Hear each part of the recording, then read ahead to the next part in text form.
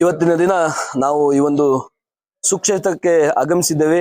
ಇಲ್ಲಿ ಶ್ರೀಗಳ ಜೊತೆ ಒಂದು ಅನ್ಯಾಯವನ್ನ ನಡೆದಿದೆ. ಆದ ಕಾರಣ ನಾವೆಲ್ಲ ಸಮುದಾಯದವರು ಸೇರ್ಕೊಂಡು ಈ ಒಂದು ಮಠಕ್ಕೆ ಬಂದು ಅಲ್ಲಿ ಅಜ್ಜರನ್ನ ಕೇಳ್ತಾ ಇದೀವಿ, ಹಿರಿಯ ಅಜ್ಜರನ್ನ ಕೇಳ್ತಾ ಇದೀವಿ ಏನಾಗಿದೆ ಅಂತ ಹೇಳಿ.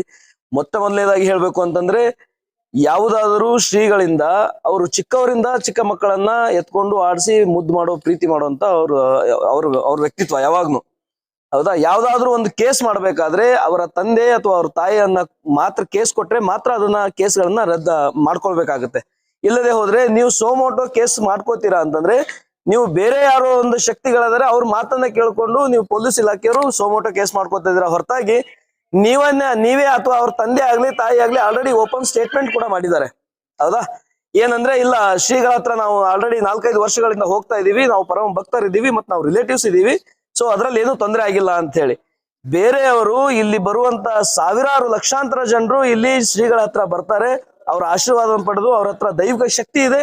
ಆ ಶಕ್ತಿಯಿಂದ ಅವರ ಬರುವಂತ ಇಲ್ಲಿ ಭಕ್ತಾದಿಗಳಿಗೆ ಅವರ ಆಶೀರ್ವಾದ ಮಾಡ್ತಾರೆ, ಅವ್ರಿಗೆ ಒಳ್ಳೇದಾಗಿದೆ. ಎಲ್ಲಾ ಸಮುದಾಯದವ್ರು ಬರ್ತಾರೆ, ಕೇವಲ ಇಲ್ಲಿ ಒಂದು ಸಮುದಾಯಕ್ಕೆ ಶ್ರೀಗಳು ಸೀಮಿತವಾಗಿಲ್ಲ. ಮಲ್ಲಿಕಾರ್ಜುನ ಮುತ್ತಿ ಅವರು ಎಲ್ಲಾ ಜಾತಿಯ ಜನರು ಇಲ್ಲಿ ಬರ್ತಾರೆ. ಸೊ ಆದ ಕಾರಣ ಸರ್ಕಾರದಿಂದ ಇದೇನು ತಪ್ಪು ನಡೆದಿದೆ, ಆಲ್ರೆಡಿ ಈಗ FIR ಮಾಡ್ಕೊಂಡಿದ್ದಾರೆ.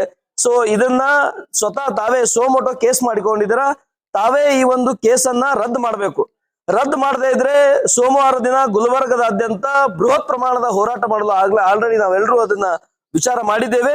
ಮತ್ತೆ ಸೋಮವಾರ ಬೆಳಿಗ್ಗೆ 10 ಗಂಟೆಗೆ ಬೃಹತ್ ಪ್ರಮಾಣದ ಹೋರಾಟ ಮಾಡ್ತೇವೆ.